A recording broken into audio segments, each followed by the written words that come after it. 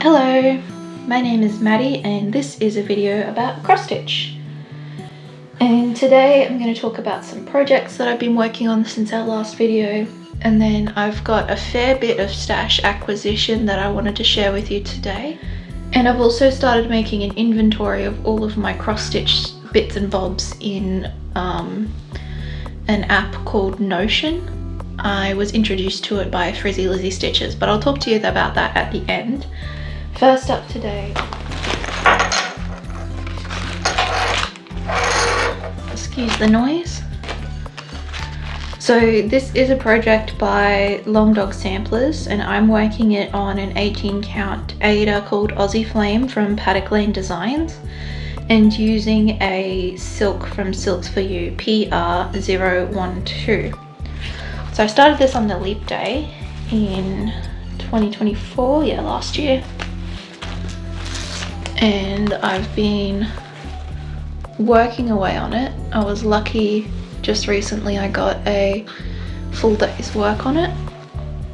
I managed to squeeze out 1,000 stitches that day, which is a really big stitch day for me. So we'll stay focused on this corner because that's where the most work has been. I've been working this one in hand, so when I'm stitching on it, I roll it up a little bit tighter than this, and then I've got my needle and I work up and down predominantly, and that's how I've been working on this one so far. And I've got the pattern in Pattern Keeper, so that's how I'm tracking this one. And I generally like to do it in sections, but as you can see, I've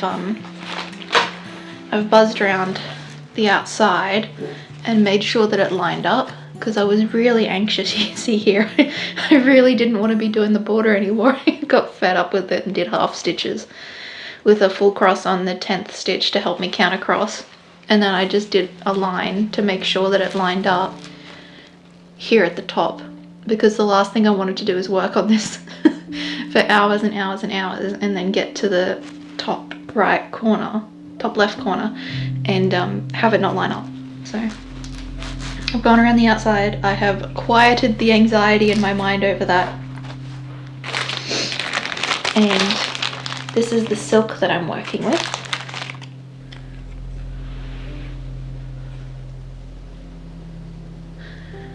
It's beautiful. It's got just a teensy bit of variation, and that's only just from being hand dyed. So I think I bought 4 skeins of that to make sure that I had enough.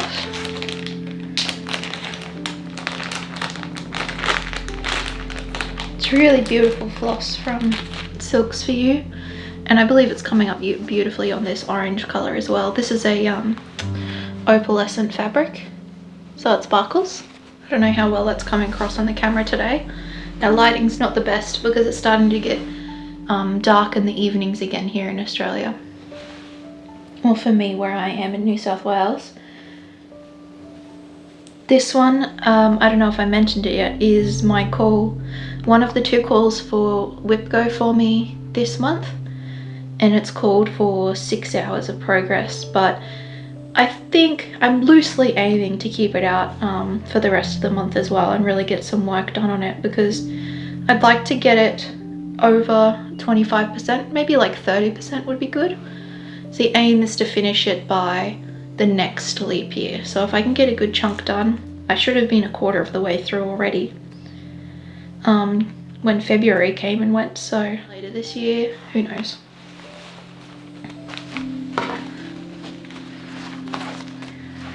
Next up is living in this big 14 by 14 project bag. It's called Dragonfly Scroll, I believe. Really naughty there, showing you the pattern by accident, but oh well. There we go. So let me turn that around so you can see it the right way up. This is Dragonfly Scroll. It's Dimensions Gold Collection Kit. The number on it was 35131. I've got the kit threads, but I didn't have the kit Ada because I found this secondhand at a knot shop. So these are the threads. I've put them on different floss cards. But I've put them on here because the cardboard was starting to irritate me. It was one of those long ones that has a fold in the middle, and I just wanted to use these. So that's the pattern there. I've been working on this one since the last video because I have got an aspirational goal of finishing it by the end of the year, which is a bit of a stretch goal, I will admit, because it is very dense. It's full coverage, really.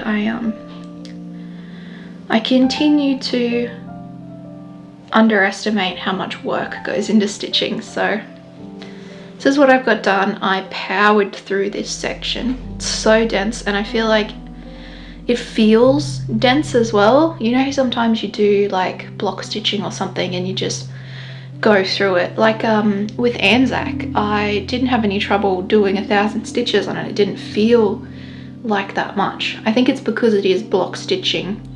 It's on Pattern Keeper and it's one color, whereas this one's got three different blends in this color and then a solid, and it's a paper pattern. So I think those things slow me down. Oh, the other thing that's annoying me is the floss keeps getting caught. I don't know whether you get this or anyone else does, or whether it's just me, but I'll have like my floss in my needle, right? And I'll be stitching away on it, having a grand old time. And then I'll come back to like pull the floss down the needle, and it'll be stuck. Like the loop, part of the loop will be on the outside of the needle, and part of the loop will be on the inside of the needle. Like it's knotted itself around the eye of the needle. Don't mind this needle, it's horribly oxidized now. That happens so fast with these ones for me. I can't remember whether these are the tulip needles or the Cosmo needles. They both got a gold back, but I just don't think they agree with my skin chemistry or the climate. I can't imagine they're supposed to go bad this fast. I'll be stitching on it and I'll get maybe a week out of a needle, possibly only a couple of days. Anyway, that's beside the point. The question I wanted to ask is, does anybody else get that, whether the floss forms like a knot around the eye of the needle? If I'm lucky and I catch it, I have enough loose thread where I'm able to like push the eye back through the loop and unknot it. But I don't know what I'm doing wrong. Is it like a technique? Am I doing something wrong? Is it just because this needle's not like working for me? Is it because the floss is like a little bit old and kind of scraggly, but it still does it even when I have thread conditioner on it? So I don't know. Maybe it just is what it is. So I've moved it onto some stretcher bars. It's not exactly very aesthetically pleasing because I didn't want to stitch it onto stretcher bars.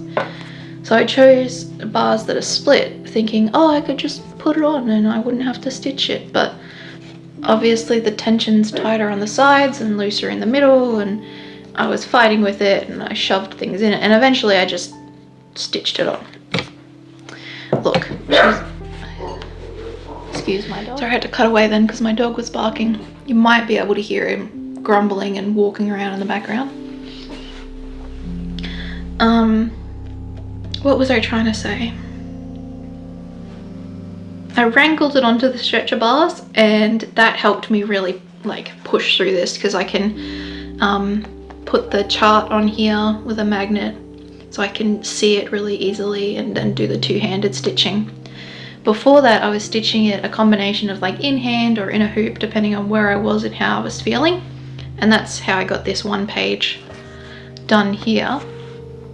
But once I chucked it on the stretcher bars, I changed tactics. So I was moving up into this top page to do this half first, but once it was on the stretcher bars, it makes more sense to do the bottom and then work my way up. So we'll see if I keep doing that or whether I pull it off in a fit of rage, which is possible. The other beautiful thing about this is, I don't know if you can see, the dragonfly wings have sparkle in them, and there's obviously that gold thread as well, and that goes on both sides of this little box here. And the other thing I'm excited about is right at the end, these tassels, they're actually like, you make the tassels, that's not cross stitch, that's you sew on the tassels. So that should be really exciting. I'm a little bit concerned that I'm going to run out of this brown because I don't have very much of it.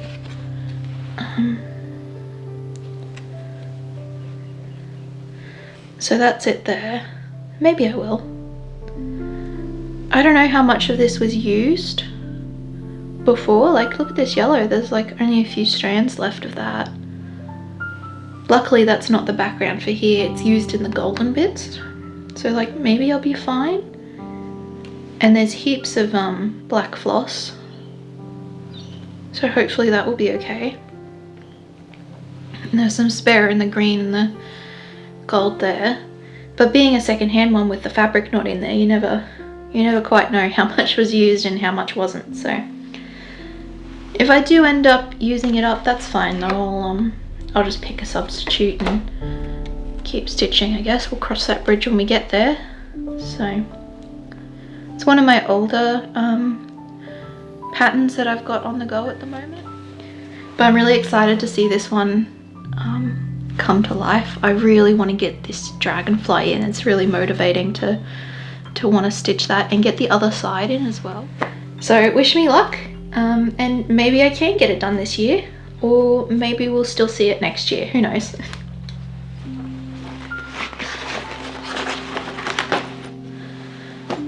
The next one we're going to talk about is called Gothic Snake. Let me pull up the cover photo for you. So that is a mock-up of what it would look like on black fabric. And this one is Gothic Snake. It's by Wild Bluebell Designs, which I found them on Etsy. 184 by 192. And I'm doing this snake as a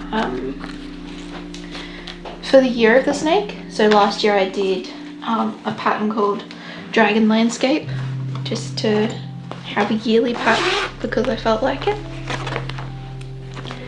With the Gothic Snake here, I'm using a conversion, so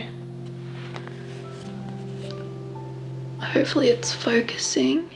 We're not having very much luck, are we? This is a conversion that I'm using here, so it's just a mix of what I had in stash.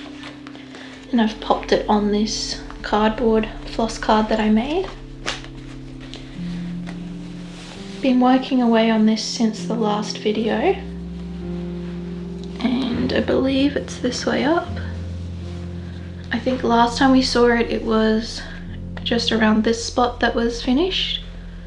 Since then I've filled in this flower and these leaves up here, and then I've moved around to another part of the snake body. So this one's getting worked in hand.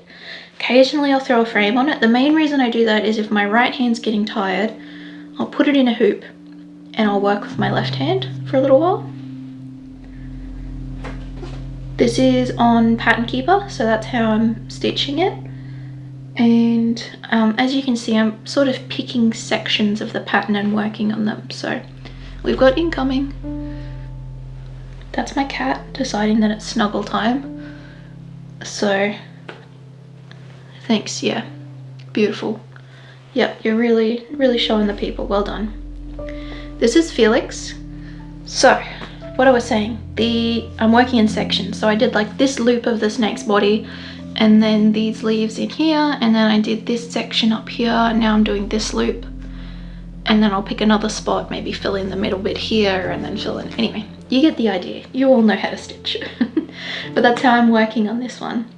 This is a 16 count Cosmo Ada that I bought on my Japan trip, and I'm doing it 2/1 full crossed. And I think my colours are coming up okay. They're a little bit different to the called for and what the pattern is, obviously. But I'm hoping the beautiful variation in the Cottage Garden Threads floss will lend itself to this pattern and give it that sort of magical witchy vibe that it has on the mocha.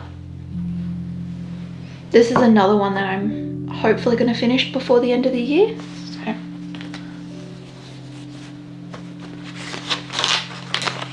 The next one that I want to talk about is not something that I actively track as a whip. It's not something that I count in my whips or anything like that. It doesn't usually show up on my parades. This is a little project bag that I made. I wonder how big it is.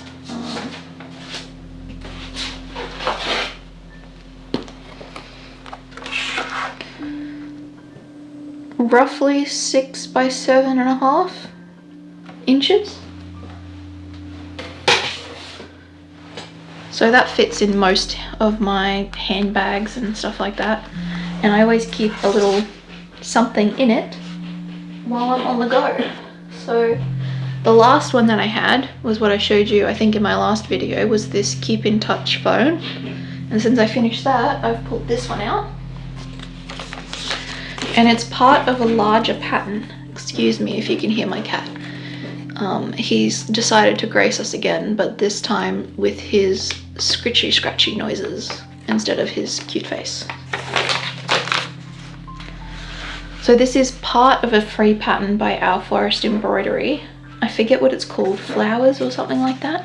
I'll have a link to it in the description there. But this is just a section. It was one of their free yearly stitch alongs. And I've just done a conversion to stash. And that is what I'm using, if it will focus. I'll find out in post whether this actually turned out any good at all. I wonder if I should try a different lighting. I learn more and more about making videos every time I do this, hey? So you can actually see what I'm trying to tell you about. It still doesn't seem to want to focus, but you know, beggars can't be choosers, I guess. I've just pulled a couple of strands of each of the colours out that I'm planning to use for this one. And it's a little scrap of me dyed, so something that I dyed myself, 14 count Ada. All scrumpled up because this is how it is, it's on the go. And that's what I've got so far. So this one down here is Cottage Garden Threads LM23, and this is an Anchor Floss 1207. I didn't have anything in this pink colorway in a Cottage Garden, so that one got an Anchor. And there's a few one other color that goes in the center of these orchids, and then the other orchids have 3 different colors in them, so those will be fun. And there's a pot down here too. I don't know if I centered it very well, but oh well. There'll be a pot down here. I don't know how I'm gonna finish it. Who knows? This is just something to keep me occupied while I'm out and about. And it's small enough that if I really love it and I want to finish it a different way, I can just stitch another one. Yeah.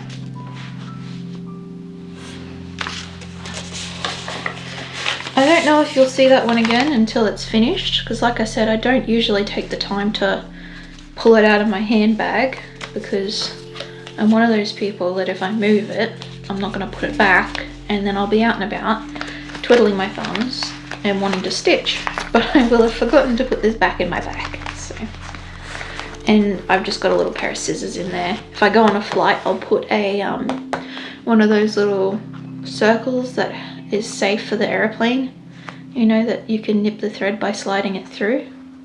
You can cut the thread cutters, yarn cutters. Anyway, if I'm traveling by air, I'll put one of those in. Otherwise, I've usually got a pair of my scissors in there. Next on our list is my unicorns project, which lives in the apple bag. This is one of my favorite project bags that I've made. It's funny what ends up being my favorite, hey?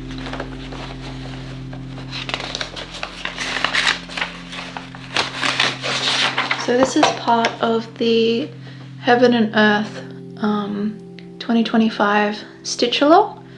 It was only open for a little while late last year and then they closed it off. So unfortunately the chart's no longer available, but it's part of a larger chart by Patrik Kransy. And you can find that still on the Heaven and Earth website, I believe. So I did have a rather big goal for myself when I, excuse me, kitted this up last year, and my goal was to finish it. Sorry, I'm knocking you around, it's too big. Can't get it square in the frame. I'll do it like this. There we go. So my original intention was to finish this by the end of the year. And in order to do that, I had to do about 7,000 stitches a month to finish the entire piece. And, you know, I just haven't been as well as I would have liked to, and I've fallen behind on a couple of months. And it's time to let that goal go. The pressure from it is just too much, and I just don't need that in my stitching. So I think this one I'm just going to stitch on when I feel like it, and I'm not going to aim for that goal anymore. I don't need any of the other stitch along charts, so if you complete 6 full pages by the end of the year, you get sent the other charts from the stitch along. I don't need those. If I finish the whole piece, I'd get a free chart from the Heaven and Earth Designs website, but I also don't need that. I feel like I'm drowning in full coverage at the moment. Having this on the go while I was very excited to start it, and I had serious FOMO last year, this experience has taught me that I am easily overwhelmed by full coverage. I don't even think I've touched my waterfall dragons, which is my like legacy huge BAP of a project, which I really want to be working on more. But I put this goal in. You know how it is. I think we've all been there where we've overestimated our goals. So I've learnt some important lessons. One is that 7,000 stitches in a month is my upper limit. That's about all I've got in me. 2, having more than one giant cross stitch on the go with time pressure is just not it for me. Like if I have other full coverages on the go, I think they're gonna have to be relaxed and not have a time pressure on them. That way I can keep working on them as and when I feel like it. You know, get the joy out of it. So this one is on a 20 count Ada. I believe it's country mocha or light country mocha or whatever it is. The packet that I bought it in didn't actually have the name of it written on it, so I don't know. It's a Zygarde, it's a standard fabric. I got it in this beige because I'm working this 2/1 tent stitch on a, not on, we just spoke about the fabric, we know what it's on. The floss is CXC, not DMC. So the 2/1's giving me enough coverage, but because it's half cross, you are still going to see some of the fabric. So I didn't want to have it white fabric and then all of the white spots in the dark, or alternatively have it really dark fabric and then show through in all of this beautiful waterfall that's coming in the background here. So we're on a beige fabric and that's working quite nicely for me. I haven't gridded this one up either. I thought that might be a little bit of a struggle for me, but I've been working it. I don't know if you can see here. I've been working it in, so this is 3 boxes and this is 2 boxes, so it's 6. And I've been staircasing that. This line here, where it's like out of sync, was the first portion of the pattern. So this is released in 3 sections, so that was the first portion. The second part got released and you can see how much I've worked on that since it was released. And this section I was using to get my stitch count in. So I was working in my boxes, and if it got towards the end of the month, and as you can see sometimes there's a bit more confetti, that slows me down and I just needed to get stitches in, I'd go over here and pick a colour and just follow it just to get the stitches in. So that's why it looks a bit raggedy over here. and I got sick of trying to fill this in, and I wanted to get started on the new section, so I just popped over. I don't know. I'm not super strict. I like to just do what I want, otherwise it feels like I'm doing homework. So I've been having fun over here putting in all these yellows, and there's a few new colours that have come in that I haven't touched yet, so that's been super fun. And I'm working the floss from bobbins in a box, so that's a new experience. I'm testing out how I really like to do that on a bigger project. You would have seen last year I did Dragon Landscape in a similar sort of style, just to test that out before I started this piece. And you know what I really have figured out as well is that the colours in a project make the project, I think. It's kind of obvious, and you probably already know this, but when I open my floss box with all of these colours in it, it makes me happy. And I love working with these colours, these light purples in here, all of these yellows and oranges. The greens are lovely, along with the yellows. Like, I know this is not yellow, but ochre, I guess you would call it. Like, beautiful. So I'll try and bring it in a little bit. I'm not working with a proper stand right now. I've got a tripod, but it's doesn't have an arm on it or anything, so filming on the table is a little bit awkward. But it's the easiest way for me to film right now, so that's what we're doing. And I've got my needle, and this is to wind my floss back on the bobbins. Like, I use the hole to put the ends through, so that makes it nice and easy. And some Kohana snips. I don't know where my needle minders are from anymore. I never write them down anywhere or commit them to memory, so that's okay though. And I think that's all the projects that I wanted to talk about today. So now we move on to stash acquisitions. Whenever I get something in the mail that is even remotely cross-stitch related, I pop it in a little bag so I can talk about it in a video before I put it in my Notion inventory and then onto my shelf.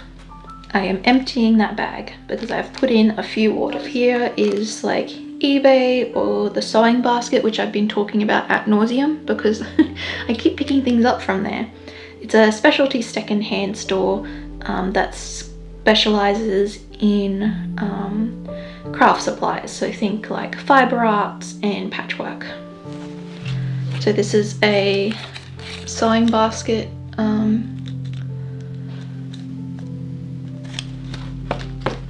purchase, that's the word, sewing basket purchase. It's a 22 count hardanger, I believe.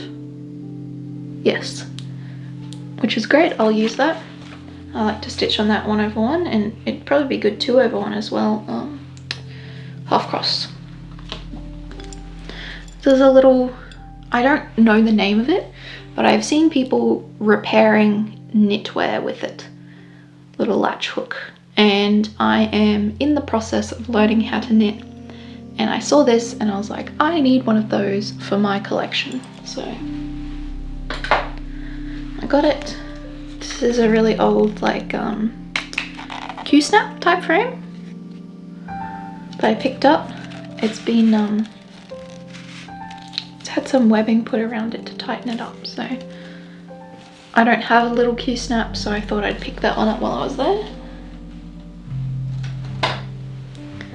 Look at these tiny scissors.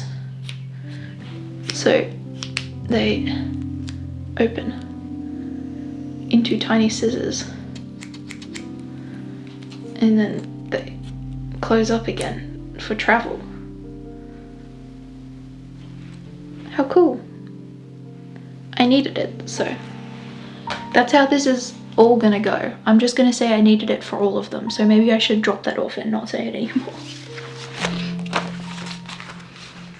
So this is by Graham Ross, and I am collecting patterns by Graham Ross. They're usually under the brand name Ross Originals, but this one was I think an earlier one. They were under, I think it's his daughter's name potentially. I'd have to go back and look it up again, but yeah. So an airplane, This one is another Ross Originals. It's a black swan.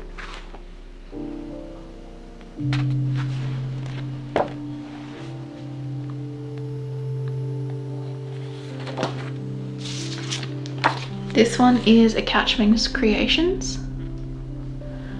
Pharaoh's Pet.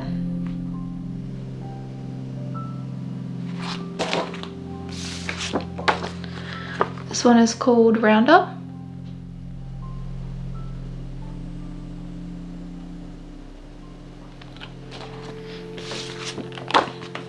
And Kingfishers, which has some kookaburras on it, which are a type of kingfisher, I believe. That's how the it's the word for it. I don't know if taxonomy is the right word, but you know what I mean. Ooh, Discovery of the New World. A boat. I've been getting more and more fascinated by sailing boats and sailing ships. Not sailing boats, but ships. Recently, so I picked up this one. This is a little eBay purchase, herb garden in cross stitch. Look at the little fruits and the herbs. There's a few little cute patterns in that. It's more of like a booklet style. Like, it does have a spine, but there's not a huge amount of patterns in here. We've got like a, what are they calling it? A bay tree. Lavender bags. Decorations for your guest room. We can do a flip through of some of the books another time if you're interested. So this is one of the things that I got from JK's. I have been wanting this Arnott's Biscuits parrot. I think it must be years now. I saw the pattern on, I think, Etsy when I was scrolling through, or on one of my many Google searches, because, you know, who doesn't love to pass their spare time by just searching cross stitch and looking at all the pictures. Anyway, I've been wanting this for forever, and so I purchased it. It's another part of that order from JK's is this Mirabilia. It's the Forest Goddess. So Mirabilias are by Nora Corbett is the artist. Pretty. And my first Bella Filipina.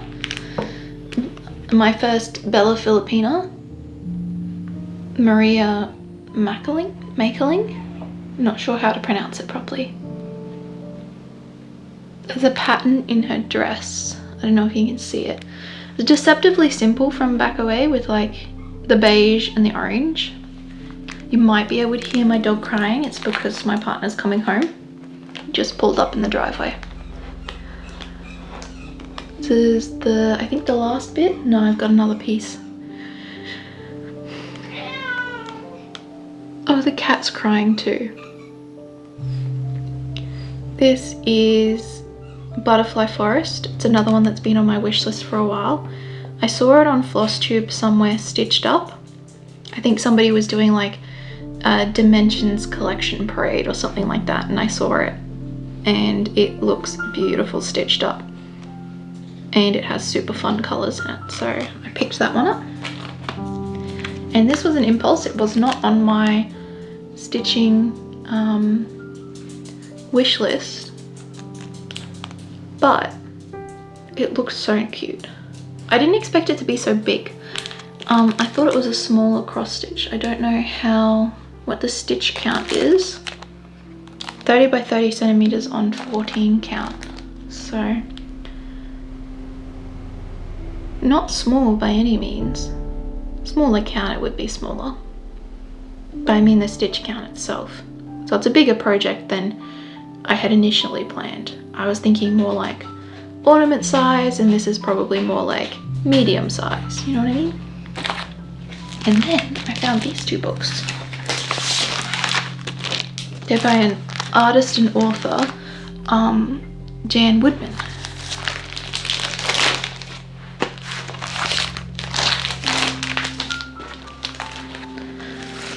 So this one's a bit easier to see on the camera. They had been sitting on this seller's list, so they'd been on eBay. I'd been had them on my watch list or wish list, whatever you call it, and they had been sitting on there for a few months. So I put in an offer. I think it was nearly half of what the listing price was. I put in an offer and the seller accepted it, so I am now the proud owner of these two wonderful cross stitch books. So these Jan Woodman, from what I can read in the blurb at the front, is like a photographer and a watercolor artist, and then also a cross stitch artist,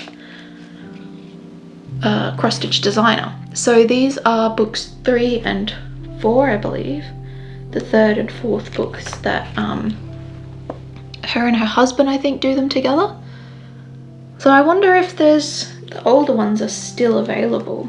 I'll have to look into it, because I really love the style of her patterns. It's a little bit like with the Couchmans and the Graham Ross ones. I like their style. So this one might be another one for me to look out for, Jan Woodman, to collect maybe if I come across them. And if we're interested, I can do a flip through of these books and the other little one that I had today. That's the end of my stitching stash acquisitions. And now let's talk a little bit about Notion and how I've been using it. So this is probably not the best way to do it. I should probably show you by screen recording, but I can't be bothered. That sounds like a bit of effort. So I wonder if I can, okay. So this is the Notion app here. I've got it on dark mode, but this is where I'm tracking all of my cross stitch stuff. So Frizzy Lizzie Stitches did an awesome video about it, and so I've used the template from her, which is essentially what she uses for cross stitch, and all these things down the side here are what I'm tracking. So I have my cross stitch, I have my collection, my wish list, I have a stitchy calculator in here. These are some other projects. This is a place where I can log my fabrics. And hi everyone, Editing Maddie here, just dropping in to say that I am so sorry that this is so horribly out of focus and you can't see what's on the screen. Honestly, just go and watch Frizzy Lizzie's video if you want a more in-depth explanation of what's happening with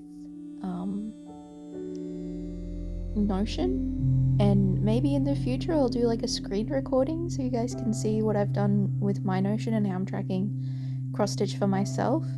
But I'll just cut back to the end of the video here. So yeah, I just wanted to have a bit of a chat about that, and I think that's everything I wanted to talk about today. So thank you for hanging out with me. Keep an eye out for my mid-year whip parade, and I'll catch you in the next video.